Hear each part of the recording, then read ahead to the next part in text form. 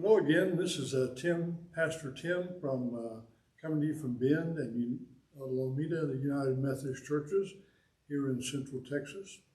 We're doing a series of podcasts on the great themes of the Bible. The idea is if someone is a newcomer to the Bible, they might be helped by learning the great themes that are found in the Bible, and that way they might be better understand how they fit in context and what the Bible is talking about. So we invite you to watch the great themes. We've put several on already.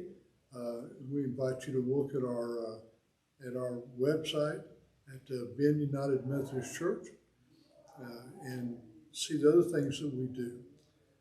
We podcast the worship service on Sunday morning at 9 o'clock on Facebook. This topic is the Ten Commandments. The Ten Commandments are spoken of a lot around in culture and around the United States, but not everybody really understands what they are. The Ten Commandments were given to Moses when he was up on the mountain in the wilderness after the Hebrew people had left slavery in Egypt. This was God's minimum commandments and minimum words about how to live both at peace with God and peace with our neighbor. It could be better described as the minimum requirements for living together. There are 10 commandments, 4 of which deal with God. As opposed to the culture that are around the Hebrews, the other cultures believed in many gods, while the Hebrews believed in only one God. And some of their neighbors had trouble understanding that and called them atheists because they didn't believe in all the gods. But they said there's only one God, and that one God held them together as a people. And how to treat that God was out of the deepest respect, the deepest obedience, and that's why the Ten Commandments were written, that we were not to worship other things beside God. They worshiped idols in that day and time, but we don't have golden calves that are set up in places of worship. But we do have other things that we worship higher than God. God said, "Have no other God before me," which means nothing has a higher priority or a relevance to life than God. It said not to use the Lord's name in vain. We take that to mean cursing, but that's not all that it is. It's using God's name as if God didn't count.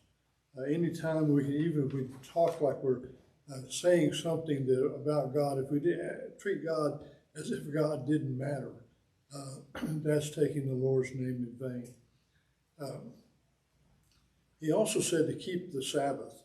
The Sabbath was a way of recognizing God. Also recognize your dependence upon God, that you could take a day that you did not work and count on God's abundance and God's goodness to take care of you. Take a time in which no one was higher than another. Everyone was just another human being.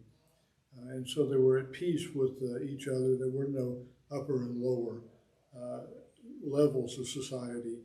We were all together. And there was time in which we could think about God and consider what God wanted for our lives. The other 6 are about how we treat our neighbor. And there's books written on each one of these. We're not going to go into depth, but it's a minimum requirement of living together, because if I can't trust you not to steal my stuff, then we can't live as neighbors. If I can't trust you not to try to kill me, then we can't live as neighbors. These are minimum requirements for society being together. Jesus said that he wasn't come to take one of those commandments out of place, to replace any of them. What he did say was he summarized commandments by saying that you should love God with all your heart, mind, and soul, that you should love your neighbor as yourself. And if that's summarized, the Ten Commandments, that we should love one another. They're not a way of which we try to beat each other up or condemn each other. It's a way that we live in cooperation and in love with one another. So that's why the Ten Commandments are there. That's why we still have them as a foundation for our system of law. They've discovered over the thousands of years that there wasn't any better system, any more basic system. Now, how the details may vary a lot from place to place, but the Ten Commandments are very basic to our survival as a culture and our living together as a community.